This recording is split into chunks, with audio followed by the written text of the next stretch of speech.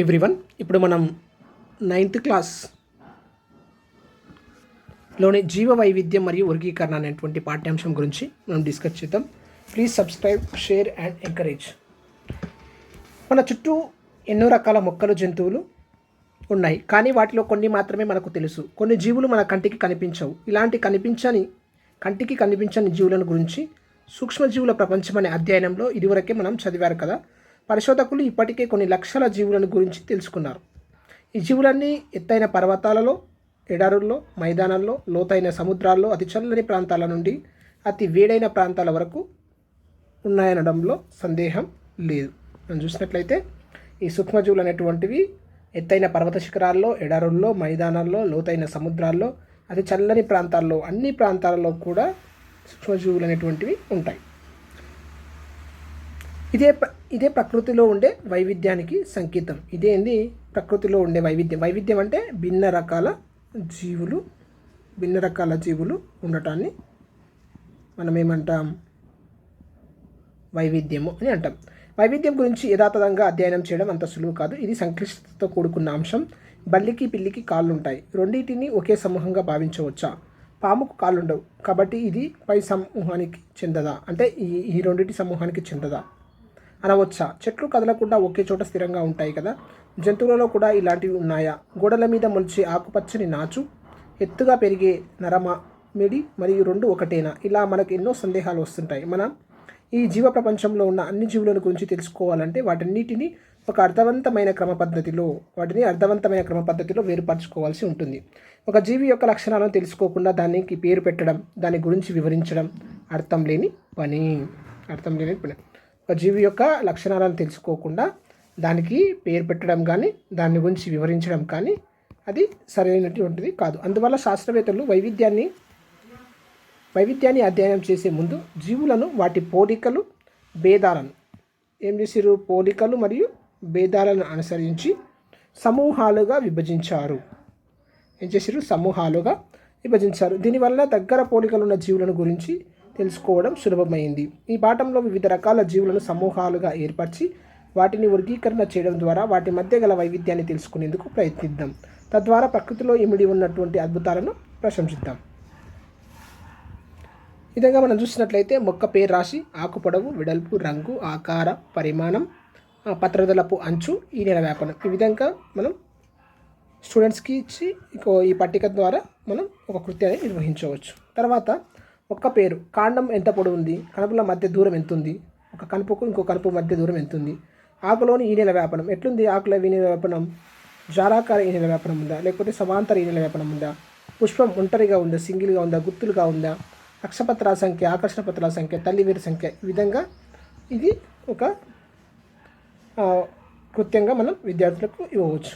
ఈ విధంగా మనం వేరు చేసేమైతే అంటే మొక్కల్లో ఉండే పోలికలు మరియు భేదాలను మనం తెలుసుకోవచ్చు. వివిధ రకాల విత్తనాలు వేరువేరు ఆకారాల్లో, పరిమాణంలో ఉంటాయని మనకు తెలుసు. కానీ విత్తనాలను మధ్యగా పగలగొట్టి, ఇదొక విత్తనం అండి, దీన్ని మధ్యగా పగలగొట్టితే చూస్తే ఒకే రకమైన నిర్మాణం అన్నిటిలోనూ ఉన్నదా లేదా పూర్తిగా భిన్నంగా ఉన్నదని మీరు గమనించవచ్చు. అందుకోసం విత్తనాలను పరిశీలిద్దాం.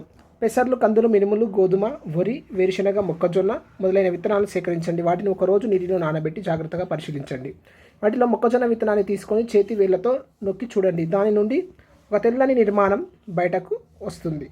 మొక్కజొన్న విత్తనాల నుండి ఆ తెల్లని నిర్మాణం చాలా సులభంగా బయటకు వస్తుంది. దాన్ని జాగ్రత్తగా పరిశీలించండి. ఇదే పిండం. విత్తనం నుండి బయటకు వచ్చిన నిర్మాణం కాకుండా మీ చేతిలో మిగిలిన భాగం మొత్తం ఒక బీజదళం. మన చేతిలో మిగిలినటువంటి భాగం ఒక మొత్తం బీజదళంగా ఉంటుంది. ఇలా మిగిలిన విత్తనాలను నొక్కి పరిశీలించి చూడండి. అవసరమైతే దీనికోసం భూతద్దాలను పరిశీలించండి. పరిశీలించిన అంశాన్ని టేబుల్లో నమోదు చేయాలి. విత్తనం పేరు, రంగు, ఆకారం, పరిమాణం, బీజదళాల సంఖ్య 1 ఉందా, 2 ఉన్నాయా, ఇతర అంశాలు. ఒకవేళ మీకు విత్తనాల పేర్లు తెలియకుంటే వాటిని ఒక సంఖ్యను లేదా ఒక పేరును సొంతంగా ఇవ్వవచ్చు. ఈ విధంగా ఒక పద్ధతి ప్రకారం విభజన చేద్దాం. అందుకోసం పై కృత్యంలో వినియోగించిన నానబెట్టిన విత్తనాలను ఉపయోగించవచ్చు. మీరు సేకరించిన విత్తనాలను నానబెట్టి నెమ్మదిగా విడదీయండి. బఠానీ, వేరుశనగ గింజలను తెరిచినప్పుడు బఠానీ కానీ వేరుశనగ గింజలు కానీ తెరిచినప్పుడు మనకేమవుతుంది, ఈ విత్తనంలో 2 బీజదళాలు, ఒకటి 2 బీజదళాలు తెరిచినప్పుడు 2 దళసరి భాగాలు బయటకు కనిపిస్తాయి. వీటిని ఏమంటారు, బీజదళాలు లేదా పప్పు బద్దలు అని. కాటిలిడన్స్ అనే మిగతా విత్తనాలను కూడా పరిశీలించండి. బీజదళాలు అనేటువంటి నిర్మాణాలు మనకు కనిపిస్తాయి, లేకపోతే పప్పు బద్దలు. ఒక విత్తనాన్ని ఇట్లా మనం ఓపెన్ చేస్తే 2 బీజదళాలు కనిపిస్తాయి. ఏకదళ బీజ, ద్విదళ బీజ మొక్కల లక్షణాలను పరిశీలిద్దాం. ఇప్పుడు మొక్కజొన్న, వరి, గడ్డి, చిక్కుడు, పెసర్లు, వేరుశనగ. ఇందులో ఆకుల ఈనెల వ్యాపారం ఎలా ఉంది, బీజదళాల సంఖ్య, తల్లి వేరు వ్యవస్థ, పీచు వేరు వ్యవస్థ అనేటువంటిది మనం దీని ద్వారా మనం చూడవచ్చు. మొక్కజొన్న ఏంటి, మొక్కజొన్న ఈనెల వ్యాపారం ఎట్లుంటుంది, సమాంతర ఈనెల వ్యాపారం ఉంటుంది. బీజదళాలు ఉంటుంది, ఒకే బీజదళం ఉంటుంది. దీనిలో ఏముంటుంది, పీచు వేరు వ్యవస్థ ఉంటుంది. వరి కూడా ఎలా ఉంటుంది, సమాంతర ఈనెల వ్యాపారం ఉంటుంది, ఒకే బీజదళం ఉంటుంది, పీచు వేరు వ్యవస్థ ఉంటుంది. గడ్డి కూడా ఎట్లుంటుంది, సమాంతర ఈనెల వ్యాపారం, ఒకే బీజదళం, పీచు వేరు వ్యవస్థ ఉంటుంది. చిక్కుడు లోపల జాలాకార ఈనెల వ్యాపారం ఉంటుంది, 2 బీజదళాలు ఉంటాయి, తల్లి వేరు వ్యవస్థను కలిగి ఉంటుంది. పెసర్లు ఎట్లుంటాయి, జాలాకార ఈనెల వ్యాపారం, 2 బీజదళాలు, తల్లి వేరు వ్యవస్థ ఉంటుంది. వేరుశనగ జాలాకార ఈనెల వ్యాపారం, 2 బీజదళాలు, తల్లి వేరు వ్యవస్థ అనేటువంటిది ఉంటుంది. ఈ విధంగా మొక్కలు మనం చూసినట్లయితే ఏకదళ బీజము, ద్విదళ బీజంలో మనం 3 క్యారెక్టర్ల ద్వారా మనం వాటిని వేరు చేయవచ్చు. ఏంటంటే వేరు వ్యవస్థను చూసినట్లయితే ఏకదళ బీజంలో ఏముంటుంది, పీచు వేరు వ్యవస్థ ఉంటుంది. ద్విదళ బీజంలో తల్లి వేరు వ్యవస్థ ఉంటుంది. 2 బీజదళాల సంఖ్య. మన విత్తనాన్ని చూసినట్లయితే ఏకదళ బీజాల్లో ఒకే విత్తనము ఉంటుంది, ఒకే బీజదళం ఉంటుంది. అంటే విత్తనాన్ని ఓపెన్ చేస్తే ఒకే పలుకు ఉంటుంది, ఒకే పప్పు బద్ద ఉంటుంది. ద్విదళ బీజాల్లో 2 బీజదళాలు ఉంటాయి, 2 బీజదళాలు ఉంటాయి లేదా 2 పప్పు బద్దలు ఉంటాయి. 3వ అంశం ఏంటి, వేరు వ్యవస్థ అయిపోయింది, బీజదళాల సంఖ్య అయిపోయింది. ఆకుల ఈనెల వ్యాపం. మనం పత్రాలను పరిశీలించినట్లయితే ఏకదళ బీజాల్లో ఉన్నటువంటి పత్రాలు ఇట్లా సమాంతర ఈనెల వ్యాపారం ఉంటుంది. కానీ ద్విదళ బీజాల లోపలే జ్వాలాకార ఈనెల వ్యాపారం, ఇట్లా మధ్యలో ఒకటి ఉంటుంది, మధ్య ఈనె ఉంటుంది, దాని చుట్టూ దానికి పక్కల అనేక ఏముంటాయి, పక్క ఈనెలు ఉంటాయి. ఈ విధంగా మనము ఏకదళ బీజము, ద్విదళ బీజాలను మనం 3 అంశాల ఆధారంగా ఏం చేయొచ్చు, వేరు చేయొచ్చు. 3 అంశాల ఆధారంగా చేసుకొని మనం ఏకదళ, ద్విదళ బీజాలను, వేరు, బీజదళం, పత్రం. వేరు, పీచు వేరు, తల్లి వేరు, దళం 1 ఉంటుంది, 2 ఉంటాయి. పత్రం ఇందులో ఏముంటుంది, సమాంతర ఈనెల వ్యాపారం, ఇది జాలాకార ఈనెల వ్యాపారం. ఓకే, ఈ విధంగా మనం ఏకదళ బీజాలు, ద్విదళ బీజాలు మనం వేరు చేయొచ్చు. నేలపై జీవించే మొక్కల గింజల్లో 2 దళాలు కలిగి ఉంటే వాటిని ద్విదళ బీజాలని, ఒకే దళం ఉంటే దాన్ని ఏకదళ బీజం అని, మోనోకాటిలిడన్ లేదా డైకాటిలిడన్ అని అంటారు. పత్రాల ఈనెల వ్యాపనంలో కూడా దీనికి అనుబంధంగా లక్షణాలను పరిశీలించవచ్చు. అనగా ద్విదళ బీజ పత్రాల్లో జాలాకార ఈనెల వ్యాపారం ఉంటుంది. ద్వి అంటే 2 పప్పు బద్దలు ఉండేటువంటి మొక్కలు ఉంటాయి. వాటి లోపల పత్రం ఎట్లుంటుంది, ఇది పత్రం అనుకుంటే ఈ విధంగా ఒక మధ్య నుండి ఈ విధంగా జ్వాలాకార ఈనెల వ్యాపారం ఉంటుంది. ఈ విధంగా ఉంటుందండి, ఈ విధంగా ఉంటుంది. అదే ఏకదళ బీజాల లోపల ఇది వరి అనుకుంటే, వరి కానీ మొక్కజొన్న కానీ ఇట్లా చూసినాం అనుకో, ఈ విధంగా సమాంతర ఈనెల వ్యాపారం ఉంటుంది, పై కృత్యం ద్వారా జీవశాస్త్రంలోని జీవులలోని పోలికలు, భేదాలను అనుసరించి వాటిని ఎలా వర్గీకరిస్తారనే విషయం మనకు అర్థమైంది. అలాంటి కృత్యాలను మరిన్నిటి చూద్దాం. కీటకాల యొక్క బాహ్య లక్షణాలు పరిశీలిద్దాం. జంతువులు. ఇంతకుముందు మనం ఏం చేసినాం, మొక్కల్లో వైవిధ్యాన్ని చూస్తాం. ఇప్పుడు జంతువులు. మీ పరిసరాల్లో ఈగ, దోమ, చీమ, పేడపురుగు, సీతకొక చిలుక, మాత్, బొద్దింక మొదలైన కీటకాలు సేకరించి వాటిని పరిశీలించండి. అవసరమైతే భూతార్థాలను ఉపయోగించండి. తర్వాత పురుగులను ఎటువంటి హాని చేయొద్దు, జాగ్రత్తగా వదిలిపెట్టండి.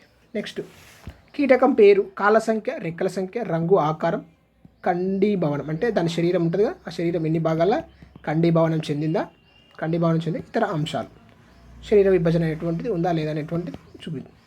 అన్ని కీటకాలు ఒకే ఆకారం పరిమాణం ఉన్నాయా? కాళ్ళను పరిశీలిస్తే వాటిలో కనిపించే తేడాలు ఏమిటి? రెక్కలను పరిశీలిస్తే వాటిలో కనిపించే తేడాలు ఏమిటి?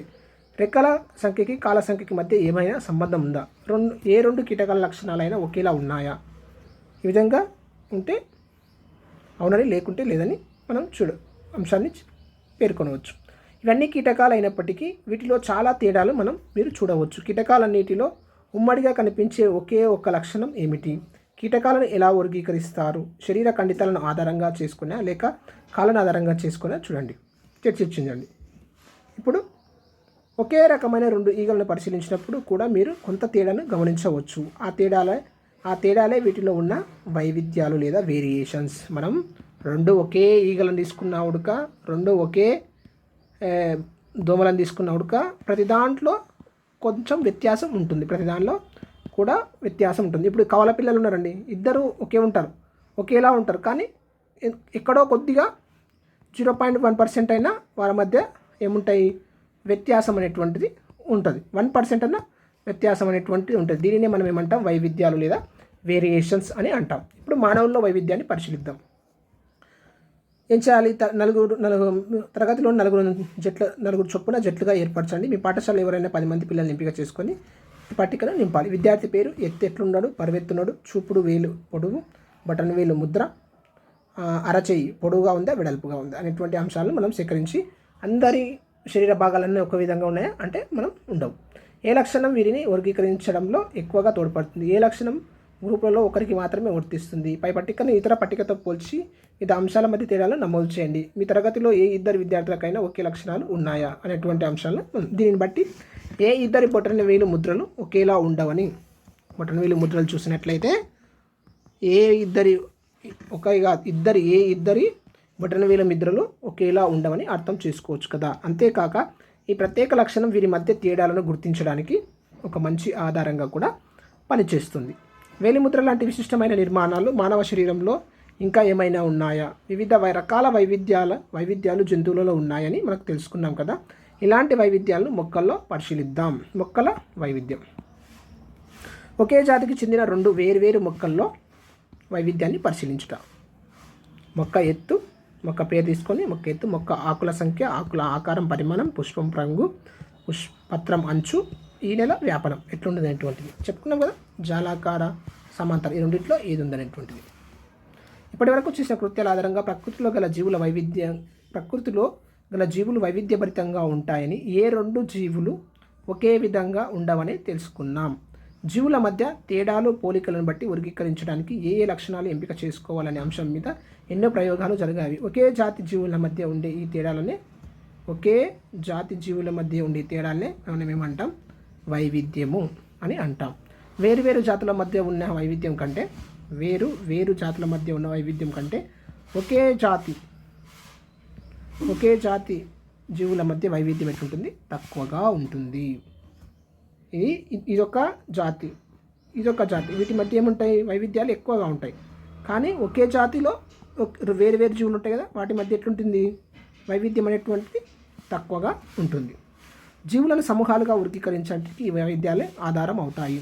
ఒక జనాభాలో వంశపార్యపరంగా వచ్చే కొన్ని లక్షణాలు మరియు ఆ జీవులు ఎలా పరిణామం చెందాయో తెలిపే అంశాల ఆధారంగా వాటన్నిటిని ఒక సమూహం కిందికి తీసుకురావడాన్ని ఏమంటాం, వర్గీకరణ లేదా క్లాసిఫికేషన్ అని అంటాం. ఒక జనాభాలో వంశపార్యపరంగా వచ్చే కొన్ని లక్షణాలు మరియు ఆ జీవులు ఎలా పరిణామం చెందాయో తెలిపే అంశాల ఆధారంగా వాటన్నిటిని ఒక సమూహం కిందికి తీసుకురావడాన్ని మనం వర్గీకరణ లేదా క్లాసిఫికేషన్ అని అంటాం. అందుకని జీవశాస్త్ర వర్గీకరణ అనే అంశం ప్రకృతిలో ఉన్న జీవులను గురించి క్రమబద్ధమైన అధ్యయనం చేయడానికి తోడ్పడే శాస్త్రంగా భావిస్తారు. ప్రకృతిలో ఉన్న జీవులను గురించి క్రమబద్ధమైన అధ్యయనం చేయడానికి తోడ్పడే శాస్త్రంగా భావిస్తారు. ఇది జీవుల పరిణామ క్రమంపై ఆధారపడుతుందన్నమాట. మనం చూసినట్లయితే ఆ జీవులకు సంబంధించి జీవశాస్త్ర వర్గీకరణ అంశం ప్రకృతిలో ఉన్న జీవులను గురించి ఒక క్రమబద్ధమైన అంటే ఒక క్రమం, అంటే దాని యొక్క లక్షణాలను ఆధారంగా ఒక క్రమ పద్ధతిలో ఒక గ్రూపు అని ఒక క్రమమైన పద్ధతిలో ఏం చేస్తారు, అధ్యయనం చేయడానికి తోడ్పడే శాస్త్రంగా భావిస్తారు. దీన్ని వర్గీకరణ శాస్త్రం, జీవ వర్గీకరణ శాస్త్రం. ఇది జీవుల పరిణామం ఆ విధంగా ఏ విధంగా పరిణామం చెందాయనే అంశాలపై ఆధారపడి ఉంటుందన్నమాట. ఈ వర్గీకరణ శాస్త్రం అనేటువంటిది జీవ వర్గీకరణ శాస్త్రం, జీవశాస్త్ర వర్గీకరణ అనేటువంటిది పరిణామ క్రమంపై కూడా అమలు ఉంటుంది. అంటే కోతి నుంచి మానవుని వరకు ఏ విధంగా పరిణామం చెందినటువంటి పరిణామ క్రమాన్ని కూడా ఇది తెలియజేస్తుంది, ఆధారపడి ఉంటుంది. వర్గీకరణ ఆవశ్యకత ఏమిటి? మనం పరిశీలించిన జీవులను గురించి పూర్తిగా అర్థం చేసుకోవడానికి తోడ్పడుతుంది. ఇప్పుడు ఫర్ ఎగ్జాంపుల్ ఇక్కడ ఒక కోతి ఉందనుకో, దీని గురించి మనం పూర్తిగా తెలుసుకోవడానికి వర్గీకరణ ఉపయోగపడుతుంది.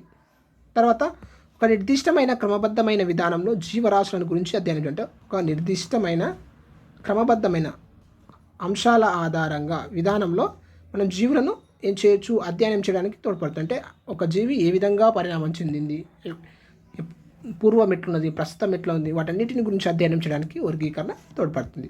జీవులు వాటి పూర్వీకుల నుండి ఏ విధంగా ఏర్పడ్డాయో వివరించడానికి, వాటి పూర్వజీవులు ఉన్నాయి కదా, ఈ పూర్వజీవుల నుంచి ఏ విధంగా ఏర్పడ్డాయో వివరించడానికి, ఒకే రకమైన జీవుల మధ్య వ్యత్యాసాలను సులభంగా గుర్తించడానికి. ఒకే రకమైన జీవులు ఉంటాయి కదా, అలాంటి ఒకే రకమైనటువంటి జీవులు ఉన్నాయి కదా, ఇదొక రకమైన జీవి, ఇదొక రకమైన జీవి కదా, ఈ రెండు ఒకే రకమైన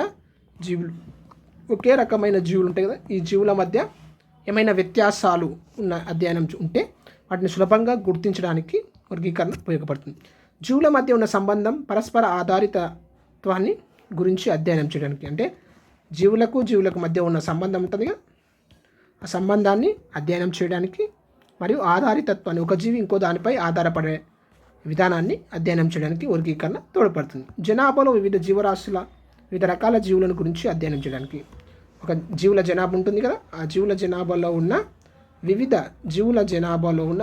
జీవులను అధ్యయనం చేయడానికి, వివిధ రకాల జీవులను అధ్యయనం చేయడానికి వర్గీకరణ తోడ్పడుతుంది. ప్రకృతిలో జరిగిన జీవ పరిణామం గురించి ఒక అవగాహనకు రావడానికి వర్గీకరణ తోడ్పడుతుంటే పూర్వం నుంచి ప్రస్తుతం మానవ ఏర్పాటు వరకు ఏ విధంగా జరిగింది జీవ పరిణామం అనేటువంటిది తెలుసుకోవడానికి వర్గీకరణ ఉపయోగపడుతుంది.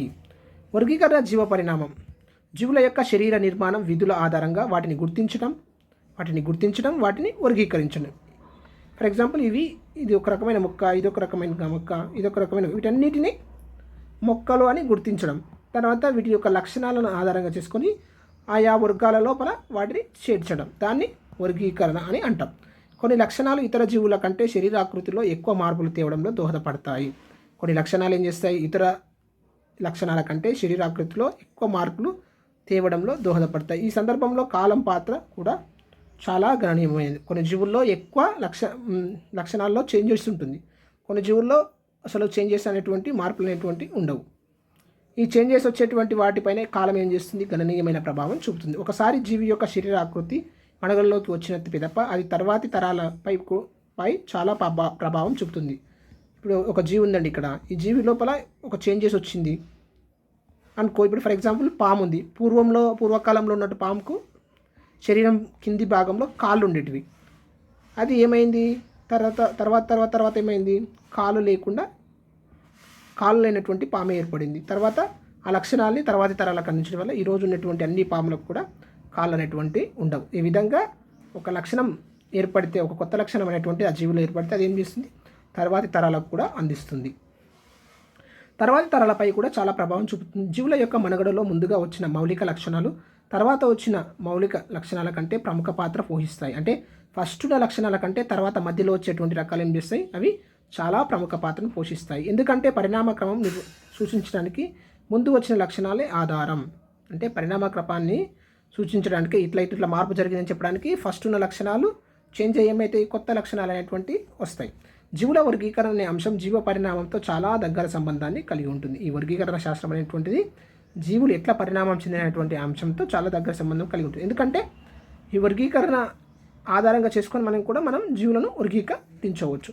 పరిణామం అనేటువంటిది వాంఛిత మార్పుల ప్రక్రియ. పరిణామం అనేటువంటిది మనం కోరుకునే మార్పులు ఉంటాయి కదా, ఆ మార్పులకు సంబంధించినటువంటి ప్రక్రియ. నేడు మనం చూస్తున్న చాలా జీవుల లక్షణాలు సంవత్సరాల తరబడి వచ్చిన మార్పులకు నిదర్శనం. ఈరోజు మనం చూసే ప్రతి జీవులో కలిగే ఈ మార్పులు లక్షణాలు అనేటువంటివి ఎన్నో ఏళ్ళ నుంచి వచ్చిన మార్పుల వల్ల ఏర్పడ్డాయి. ఈ మార్పులు జీవులకు ప్రకృతిలో మనుగడ సాగించడానికి సహాయపడుతున్నాయి. 1859 చార్లెస్ డార్విన్ అనే జీవశాస్త్రవేత్త మొదటిసారిగా జీవుల పుట్టుక ఆరిజిన్ ఆఫ్ స్పీసీస్ అనే గ్రంథంలో ఏం చేసిండు, జీవుల యొక్క పరిణామం గురించి పేర్కొన్నారు. ఎవరు? చార్లెస్ డార్విన్ అనేటువంటి శాస్త్రవేత్త 1859లో ఆరిజిన్ ఆఫ్ స్పీసీస్ అనే గ్రంథంలో జీవ పరిణామం గురించి పేర్కొన్నారు. జీవుల పరిణామం అనే అంశాన్ని వర్గీకరణతో ముడిపెట్టినప్పుడు కొన్ని వర్గాల జీవుల్లో కొన్ని సంవత్సరాల నుండి శరీరాకృతిలో ఎటువంటి మార్పులే ఉండవని అదేవిధంగా మరికొన్ని జీవులు ఇటీవల ప్రస్తుతం ఉన్న శరీరాకృతులు పొందాయని తెలుస్తుంది. అంటే ఈ జీవ పరిణామం అనే అంశము వర్గీకరణతో ముడిపెట్టినట్టయితే కొన్ని వర్గాల జీవుల్లో కొన్ని సంవత్సరాల నుండి శరీరాకృతిలో ఎటువంటి మార్పులు ఉండవు. అదేవిధంగా మరికొన్ని జీవులలో ఇటీవల ప్రస్తుతం ఉన్న శరీరాకృతులు పొందాయని తెలుస్తుంది. అంటే కొన్నిట్లో మార్పులు జరిగాయి, కొన్నిట్లో మార్పులు అసలు జరగలేదని, కొన్నిట్లో మార్పులు జరిగాయని చెప్తున్నాను. శరీర నిర్మాణంలో మార్పులు సంవత్సరాల తరబడి జరుగుతూనే ఉంటాయి. అంటే అవి మనకు అప్పుడే కనిపించవు, చేంజెస్ అనేటువంటి అవి వేల సంవత్సరాలు జరుగుతూనే ఉంటాయి. కాబట్టి మనకు ఆ మార్పులు పెద్దగా జరిగినట్టు కూడా అనిపించవు. కాబట్టి జీవుల శరీర నిర్మాణంలో గల సంక్లిష్టత పురాతన జీవుల కంటే ఇటీవల ఏర్పడిన జీవులలో తక్కువగా ఉంటుంది అని చెప్పవచ్చు. సంక్లిష్టత అనేటువంటి పూర్వకాలం ఉన్న జీవులలో ఏముంటుంది, ఎక్కువ సంక్లిష్టత పురాతన జీవుల కంటే ఇటీవల ఏర్పడిన జీవుల్లో తక్కువగా ఉంటుందని చెప్పవచ్చు. ఏంటది? శరీర నిర్మాణంలో మార్పులు సంవత్సరాల తరబడి జరుగుతూనే ఉంటాయి. కాబట్టి జీవుల శరీర నిర్మాణంలో గల సంక్లిష్టత పురాతన జీవుల కంటే ఇటీవల ఏర్పడిన జీవులలో తక్కువగా ఉంటుందని మనం చెప్పవచ్చు. సంక్లిష్టత అంటే ఎక్కువ కఠినమైనటువంటి వ్యవస్థలు, జీవక్రియలు అవన్నీ ఏంటివి పూర్వకాలంలో ఎక్కువగా ఉంటాయి. తర్వాత ఏమైతే జీవ పరిణామం చెందే కొద్ది ఏమవుతాయంటే ఆ సంక్లిష్టతలు మొత్తం తగ్గి జీవి అనేటువంటిది పరిసరాలకు అనుకూలంగా మార్పు చెందుతూ ఉంటుంది. ఓకే, నెక్స్ట్ వర్గీకరణ చరిత్ర. చార్లెస్ డార్విన్ భారతదేశంలో మొట్టమొదటిసారిగా క్రీస్తు శకం 1వ-2వ శతాబ్దంలో వైద్య శాస్త్రంలో జీవరాశుల వర్గీకరణ గురించి గొప్ప పరిశోధన జరిగింది. ఎప్పుడు? 1వ మరియు 2వ శతాబ్దంలో జీవరాశుల గురించి పరిశోధన జరిగింది.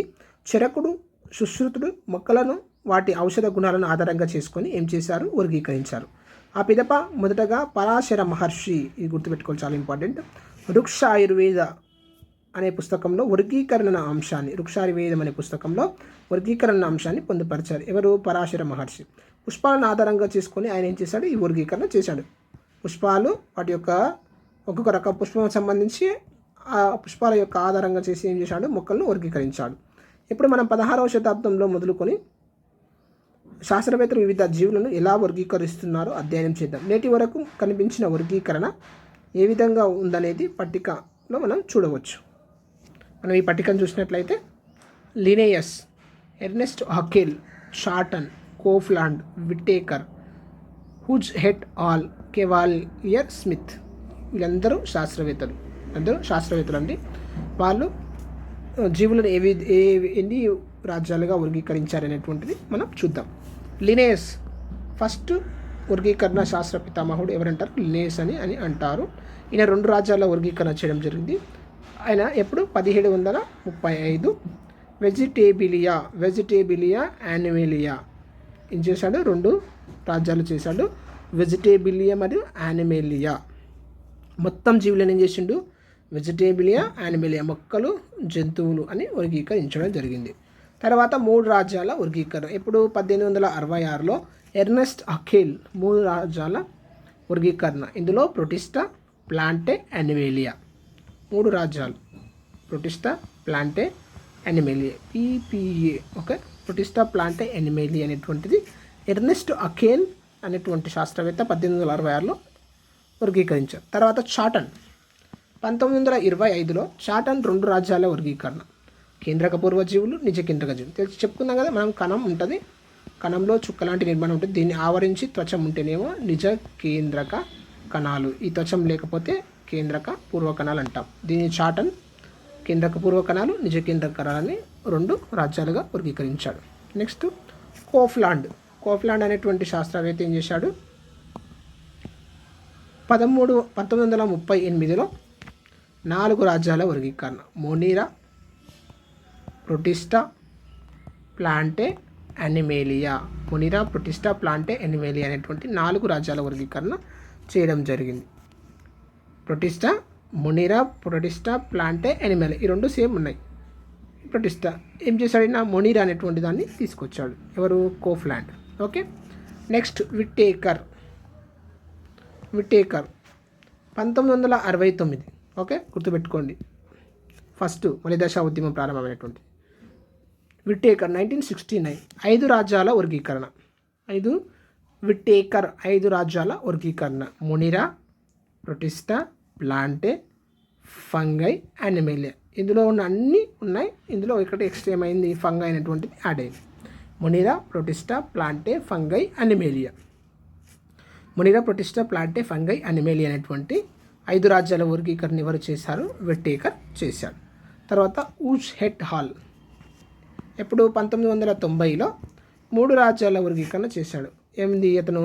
బ్యాక్టీరియా, అరాకియా, యుకారియా అనేటువంటి 3 రాజ్యాల వర్గీకరణ. బ్యాక్టీరియా, అరాకియా, యుకారియా అనేటువంటి 3 రాజ్యాల వర్గీకరణ చేశాడు. తర్వాత కెవాలియర్ స్మిత్ ఎప్పుడు? 1998లో కెవాలియర్ స్మిత్ 6 రాజ్యాల వర్గీకరణ చేశాడు. అందులో Bacteria, Protozoa, Chromista, Plantae, Fungi, Animalia. Fungi, Plantae, Bacteria ఇవి ఎక్స్ట్రా యాడ్ అయినాయి. ఓకే, ఇవన్నీ ఉన్నాయి, 3 ఉన్నాయి. ఇవి ఈ రాజ్యంలో ఎక్కువైనాయి. ఎవరు? కెవాలియర్ స్మిత్ చేసిన వర్గీకరణలో ఈ 3 యాడ్ అయినాయి.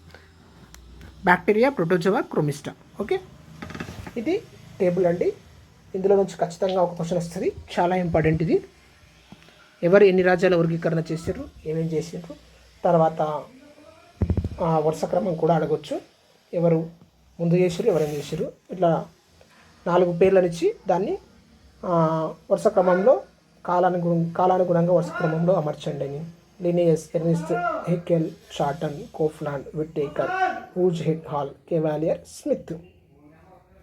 తర్వాత ఇప్పుడు ఫర్ ఎగ్జాంపుల్ విట్టేకర్ 5 రాజ్యాల వర్గీకరణలోని ఈ క్రింది అంశం కానిది అని ఇవ్వచ్చు. ఏంది? For example Bacteria, Protozoa, Plantae, Fungi అని 4 ఆప్షన్లు ఇచ్చిండు. లేనిది బ్యాక్టీరియా లేదు. అట్లా అడగడానికి అవకాశం ఉంది టేబుల్ నుంచి. ఓకే, చాలా జాగ్రత్తగా నేర్చుకోండి. నెక్స్ట్ పరిణామ క్రమం ఫలితంగా జీవులలో ఉండే పోలికలు, భేదాలు 16-17వ శతాబ్దంలో జీవశాస్త్రవేత్తలు గుర్తించలేకపోయినప్పటికీ తమదైన శైలిలో జీవ వైవిధ్యాన్ని మాత్రం గుర్తించారు.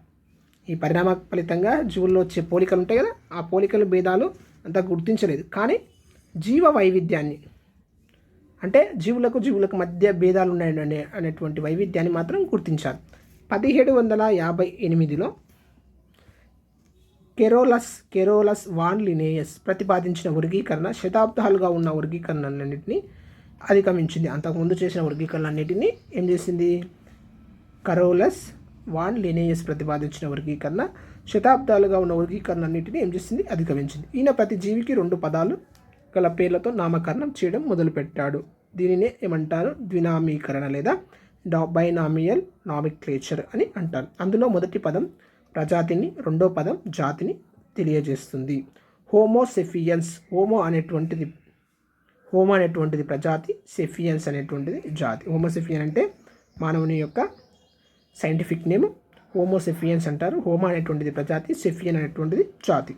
ఆ తర్వాత జాతులను కలిపి ప్రజాతులను కలిపి ఏమన్నారు? సమూహాలని. జాతులన్నిటిని కలిపి ప్రజాతులన్నిటిని కలిపి సమూహాలను కుటుంబమని, సమూహాలన్నింటినీ కలిపి కుటుంబమని, కుటుంబాలన్నింటినీ కలిపి క్రమమని, క్రమాలన్నింటినీ కలిపి తరగతిని, తరగతులన్నిటిని కలిపి వర్గాలన్నీ కలిపి రాజ్యం, వర్గాలన్నింటినీ కలిపి రాజ్యంగా పేర్కొన్నారు. జీవులను 2 రాజ్యాలుగా గుర్తించారు. వాటిలో ఒకటోది అనిమేలియా, 2 ప్లాంటే. ఎవరు? లినేయస్. ఇక్కడ చెప్పుకున్నాం కదా, వెజిటేబిలియా, అనిమేలియా. దాన్ని అనిమేలియా, రెండోది ప్లాంటే. దీన్ని ప్లాంటే అని కూడా అంటారండి. ఓకే, వెజిటేబిలియా అన్న ప్లాంటే అన్న ఒకటే.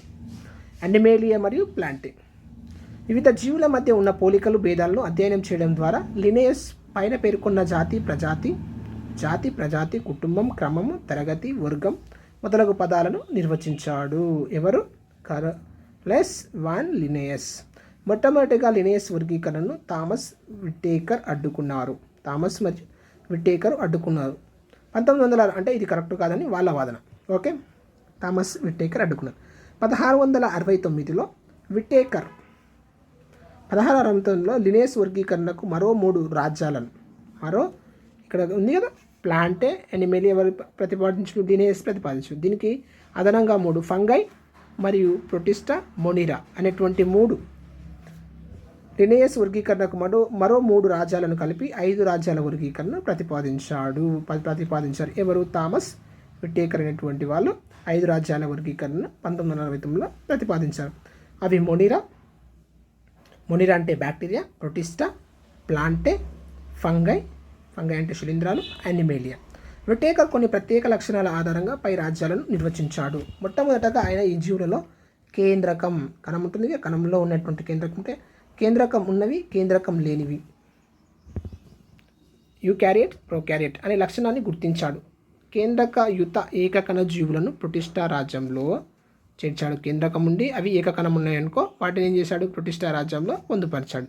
మిగిలిన 3 రాజ్యాలలో జీవులను అవి ఆహారాన్ని పొందే విధంగా ఉంటుంది కదా, ఆహారం ఏ విధంగా తీసుకుంటాయనేటువంటి లక్షణం ఆధారంగా చేసుకొని భేదాలను బట్టి, ఆహారం పొందే విధానంలో భేదాలను బట్టి పొందుపరిచాడు. సాధారణంగా మొక్కలు కిరణజన్య సంయోగక్రియలో సూర్యకాంతిని గ్రహించడం ద్వారా ఆహారాన్ని తయారు చేసుకోగలుగుతుంటాయి. అందువల్ల మొక్కలను స్వయం పోషకాలు, ఆటోట్రోప్స్గా పరిగణిస్తారు. మొక్కలను ఇతర జంతువులు ఏం చేస్తాయి? ఆహారంగా తీసుకొని జీర్ణం చేసుకుంటాయి. కాబట్టి వాటిని ఏమంటారు? పరపోషకాలు. వీటినేమో స్వయం పోషకాలు అంటారు, వీటినేమో మొక్కలపై ఆధారపడి జీవించే జీవులను పరపోషకాలు, కాబట్టి వీటిని ఎడిటోట్రోప్స్ అని అంటారు. శిలీంధ్రాలు కూడా పరపోషకాలు అయినప్పటికీ జంతువుల మాదిరిగా కాకుండా పెద్ద కర్బన పదార్థాలను విచ్ఛిన్నం చేసి వాటిని చిన్నగా మార్చి ఆహారాన్ని పొందుతాయి. ఏంటివి? శిలీంధ్రాలు.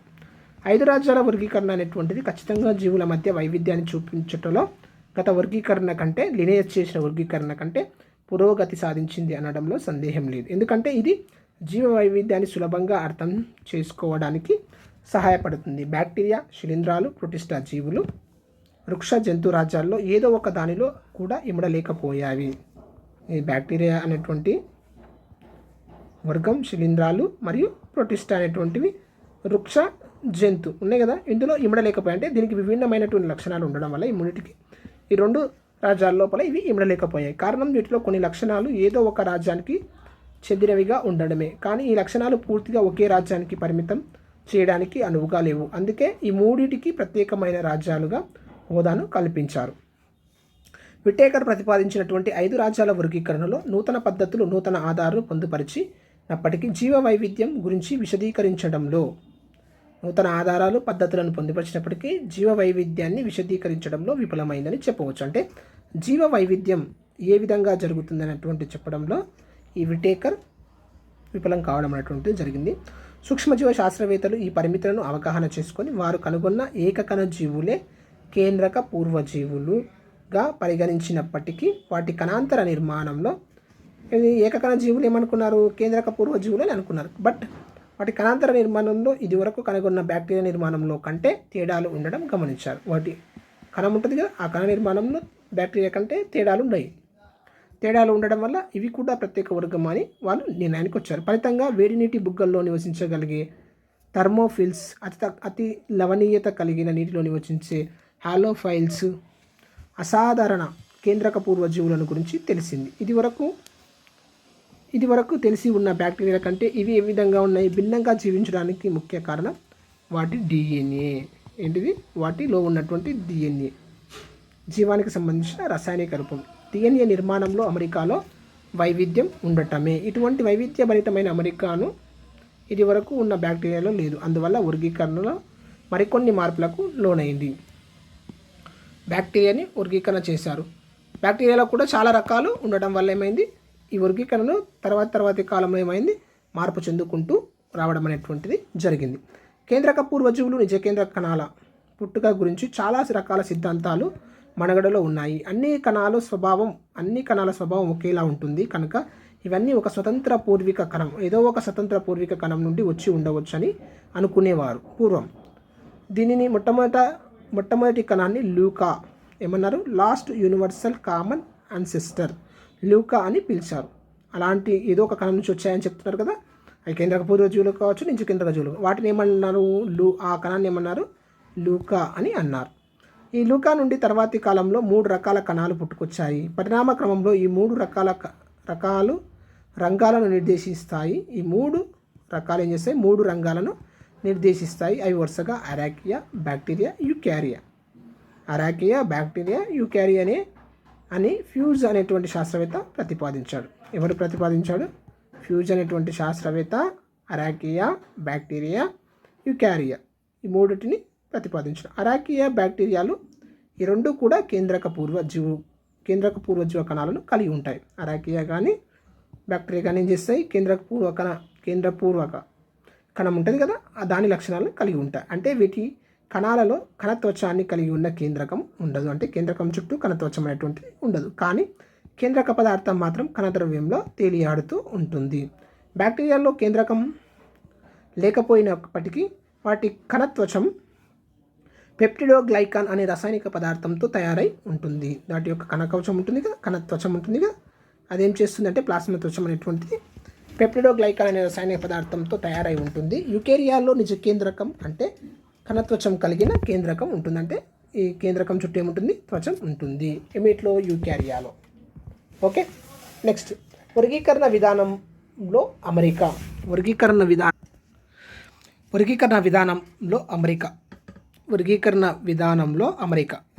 విధానంలో జీవుల అమరిక రంగం నుండి ప్రారంభమవుతుంది. ఉదాహరణకి ప్రోక్యారియేటా, యూకారియేటా, అరాకియా వంటి రంగాలు.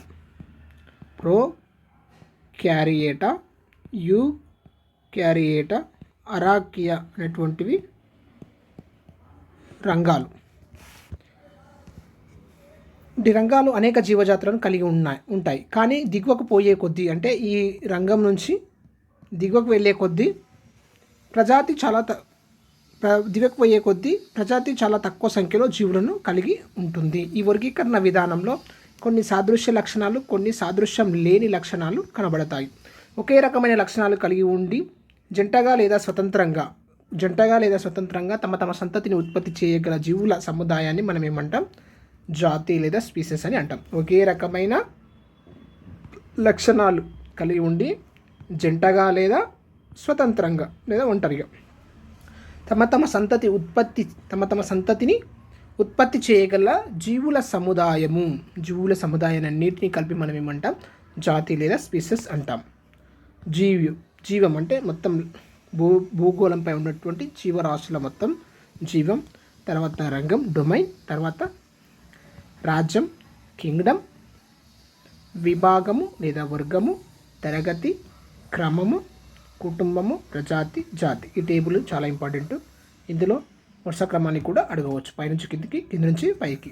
జాతి, ప్రజాతి, కుటుంబము, క్రమము, తరగతి, విభాగము, రాజ్యము, రంగము, జీవం. ఓకే, ఇప్పుడు మనం ఏ లక్షణాలను పరిశీలించి జీవజాతులను 5 రాజ్యాలుగా విభజించారో చూద్దాం. 1969లో విటేకర్ ప్రతిపాదించినటువంటి వర్గీకరణను ప్రకారంగా 5 రాజ్యాలను గురించి తెలుసుకుందాం. ఫస్ట్, మొనీరా. ఉపాధ్యాయుని సహాయంతో పాఠశాల ప్రయోగశాలలోని మొనీరా వర్గ జీవ స్లైడ్లను సూక్ష్మదర్శిని సహాయంతో పరిశీలించి క్రింది ప్రశ్నలను సమాధానం ఇవ్వండి. ఇచ్చిన స్లైడ్లలో ఉన్న జీవి ఎన్ని కణాలను కలిగి ఉంది, కేంద్రకం కనిపిస్తుందా, ఇంకా ఏ కణ భాగాలు కనిపిస్తున్నాయి. పై స్లైడ్ పరిశీలించాక మనం ఒక అవగాహనకి రావచ్చు. ఇవి ఏకకణ జీవులు. ఏవి? మొనీరా అనేటువంటివి ఏకకణ జీవులు. కణాల మధ్య భాగంలో నిజ కేంద్రకం లేదు. నిజ కేంద్రకం అంటే కేంద్రకాన్ని ఆవరించి, కేంద్రకం ఇది అనుకుంటే ఆవరించి త్వచం అనేటువంటిది, కేంద్రక త్వచం అనేటువంటిది లేదు. కనుక ఇది నిజ కేంద్రకం లేదు. ద్విధా విచ్ఛతి ద్వారా ప్రత్యుత్పత్తిని జరుపుకుంటాయి. ఏవి? మొనీరా జీవులు. శరీరం వెలుపల నుండి ఏం చేస్తాయి? ఆహారాన్ని సేకరిస్తాయి. కషాబాలు, శైలికలు వంటి నిర్మాణాల సహాయంతో ఒక చోటు నుండి మరొక చోటికి చెలిస్తాయి. కషాబాలు మరియు శైలికలు కశాపాలు, శైలికల వంటి నిర్మాణాల చేత ఒక ప్రాంతం నుంచి ఇంకో చోటికి ఒక చోటు నుంచి ఇంకో చోటికి చెల్లిస్తాయి. ఏంటి? మునిరా జీవులు. కొన్ని మునిరా జీవులు మానవులకు హాని కలిగిస్తాయి, కానీ చాలా వరకు మానవులకు ఉపకారమే చేస్తాయి. మెజారిటీగా ఉపకారం చేస్తాయి, కొన్ని హాని చేస్తాయి. బ్యాక్టీరియా, అనబీనా. బ్యాక్టీరియా తప్ప ఏదైనా సులువుగా లభించే మునిరా వర్గాల స్లైడ్లను ఎంపిక చేసి పిల్లలతో పరిశీలింపజేయాలి. బ్యాక్టీరియా సంయుక్త సూక్ష్మదర్శనంలో పరిశీలించలేం. ఓకే, నెక్స్ట్ ఈ రాజ్యంలో ప్రధానంగా 3 సమూహాలు ఉన్నాయండి. మునిరా లోపల ఎన్ని ఉన్నాయి? 3 సమూహాలు. అవి ఆర్కిబ్యాక్టీరియా, యూబ్యాక్టీరియా, సైనోబ్యాక్టీరియా. ఓకే, ఆర్కిబ్యాక్టీరియా అనేటువంటిది ఇప్పటి వరకు మనుగడ సాగిస్తున్న అతి ప్రాచీన బ్యాక్టీరియా ఆర్కిబ్యాక్టీరియా. ఇది ఉష్ణ మడుగులు లేదా వేడి నీటి బుగ్గలలో నివసిస్తూ ఉంటుంది. ఏది? ఆర్కిబ్యాక్టీరియా అనేటువంటిది అతి ప్రాచీనమైనటువంటిది. వేడి నీటి బుగ్గల్లో మరియు వేడి నీటి బుగ్గల్లో మరియు ఉష్ణ మడుగులలో, ఉష్ణం అధికంగా ఉండే మడుగులలో నివసిస్తుంది. తర్వాత యూబ్యాక్టీరియా, స్టెప్టోకోకస్, రైజోబియం, ఎషరిచా కోలై మొదలైనటువంటివి యూబ్యాక్టీరియా. సైనోబ్యాక్టీరియా, నీలి ఆకుపచ్చ శైవలాలు. వీటి బాహ్య శరీరం నిర్మాణం శైవలాల వలె ఉంటుంది. వీటి బాహ్య శరీర నిర్మాణము ఎట్లుంటుంది? శైవలాల వలె ఉంటుంది, కానీ అంతర నిర్మాణం బ్యాక్టీరియాను పోలి ఉంటుంది. బాహ్య శరీర నిర్మాణం చూసినట్లయితే శైవలాలను పోలి ఉంటుంది, అంతర నిర్మాణం మాత్రం ఎలా ఉంటుంది? బ్యాక్టీరియాను పోలి ఉంటుంది. నిజానికి ఇది బ్యాక్టీరియా కాదు. ఇది సైనోబ్యాక్టీరియా, నిజమైన బ్యాక్టీరియా కాదు. నెక్స్ట్ మోనిరా అయిపోయింది. ప్రొటిస్టా. ఈ ప్రయోగశాలలో ఉన్న ప్రొటిస్టా వర్గ జీవుల స్లైడ్ను సూక్ష్మదర్శిని సహాయంతో జాగ్రత్తగా పరిశీలించి క్రింది ప్రశ్నకు సమాధానం రాయండి. జీవి శరీరంలో ఎన్ని కణాలతో నిర్మించబడి ఉన్నది? కణ మధ్య భాగంలో కేంద్రకం కనిపిస్తుందా? ఇతర కణాంగాలు ఏమైనా కనిపిస్తున్నాయా? కనిపిస్తే అవేవో చెప్పగలరు. ఏమైనా చలనాంగాలు కనిపిస్తున్నాయా? చాలా వరకు మునిరా జీవులు కూడా ఏకకణ జీవులు. కొన్ని మాత్రమే బహుకణ జీవులు. త్వచంతో కూడిన నిజ కేంద్రకం ఉంటుంది. ఇందులో నిజ కేంద్రకం ఉంటుంది. ఇతర జీవులను భక్షించడం ద్వారా పోషకాలను శక్తిని పొందుతాయి. కొన్ని సూర్యకాంతిని ఉపయోగించి ఆహారాన్ని తయారు చేసుకోగలుగుతాయి. చుట్టూ ఉన్న నీటి నుండి కూడా పోషకాలు ఏం చేస్తాయి? గ్రహిస్తాయి. చుట్టూ ఉన్న నీటి నుండి కూడా పోషకాలను గ్రహిస్తాయి. ఇవి ఒంటరిగా కానీ సమూహంగా కానీ జీవిస్తాయి. ఒంటరిగా కానీ సమూహంగా కానీ జీవిస్తాయి. ఏవి? ప్రొటిస్టా జీవులు. కణం లోపల కొన్ని కణాంగాలు కనిపిస్తాయి. కణం లోపల ఏముంటాయి? కొన్ని కణాంగాలు కనిపిస్తాయి. చాలా వరకు ద్విధావిచ్ఛిత్తి ద్వారా ప్రత్యుత్పత్తిని జరుపుకుంటాయి. కణం లోపల కొన్ని కణాంగాలు కనిపిస్తాయి. ఇవి ఒంటరిగా కానీ సమూహంగా కానీ జీవిస్తాయి. కణం లోపల కొన్ని కణాంగాలు కనిపిస్తాయి. ఇందులో ప్రొటిస్టా జీవుల లోపల ఇవి ద్విధావిచ్ఛిత్తి ద్వారా ప్రత్యుత్పత్తిని జరుపుకుంటాయి. కొన్ని బహుధా విచ్ఛిత్తి ద్వారా బహుధా విచ్ఛిత్తి మరియు సంయుగ్మం ద్వారా కూడా ప్రత్యుత్పత్తిని జరుపుకుంటాయి. Example amoeba, euglena, paramecium. ఏంటంటివి? అమీబా, యూగ్లినా మరియు పారామీషియం అనేటువంటివి ఎగ్జాంపుల్స్. నెక్స్ట్ శిలీంధ్రాలు, ఫంగై.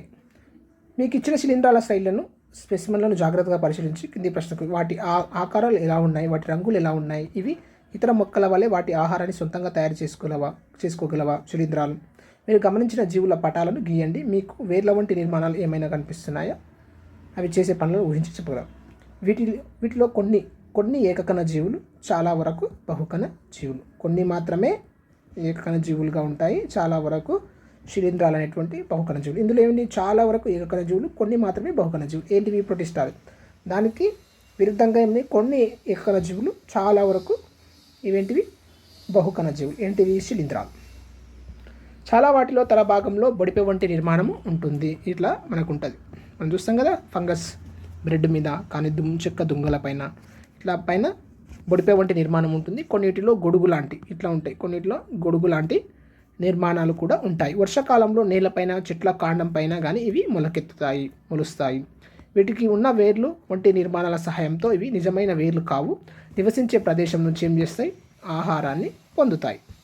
ఇవి రేణువుల వంటి సిద్ధబీజాల సహాయంతో ఏం చేస్తాయి? ప్రత్యుత్పత్తిని, చిన్న రేణువులు ఉంటాయి, ఆ రేణువుల ద్వారా ఏం చేస్తాయి? ప్రత్యుత్పత్తిని జరుపుకుంటాయి.